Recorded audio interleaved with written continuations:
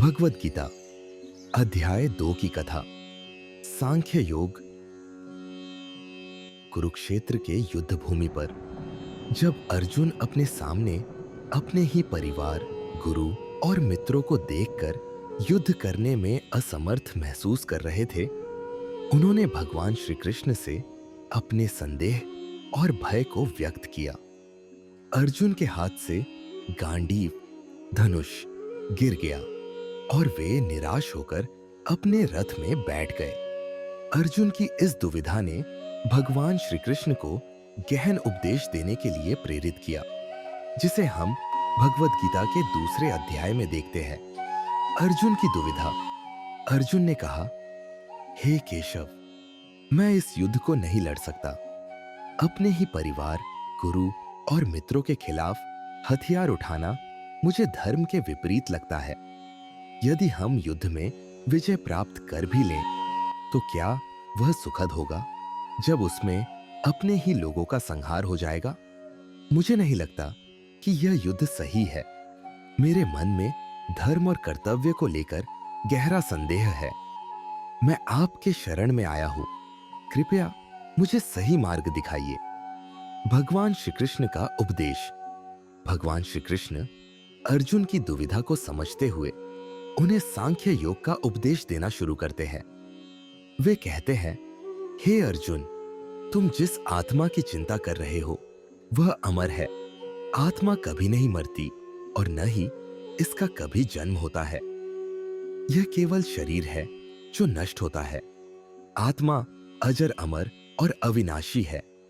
जैसे पुराने वस्त्रों को छोड़कर नया वस्त्र धारण किया जाता है, वैसे ही आत्मा पुराने शरीर को छोड़कर नया शरीर धारण करती है।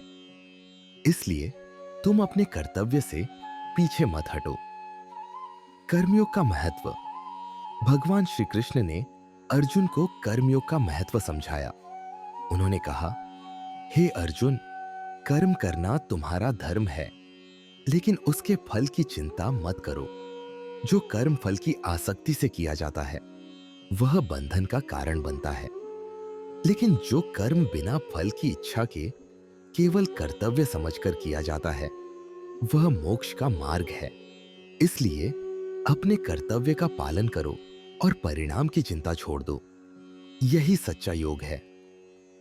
आत्मा का ज्ञान। भगवान श्री कृष्ण ने अर्जुन को आत्मा के गूढ़ रहस्यों को समझाया।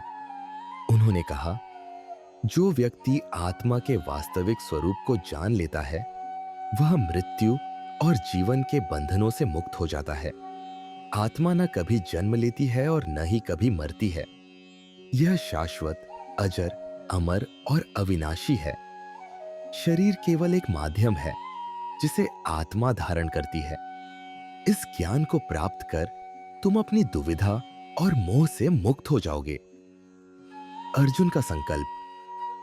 भगवान श्री कृष्ण के गहन उपदेशों को सुनकर अर्जुन की मनस्थिति में परिवर्तन आने लगा। उन्होंने धीरे धीरे समझ लिया कि उनका कर्तव्य क्या है। उन्हें यह भी समझ में आया कि आत्मा अमर है और शरीर नाशवान। उन्होंने निश्चय किया कि वे अपने कर्तव्य का पालन करेंगे और वे युद्ध के लिए तैयार हो गए।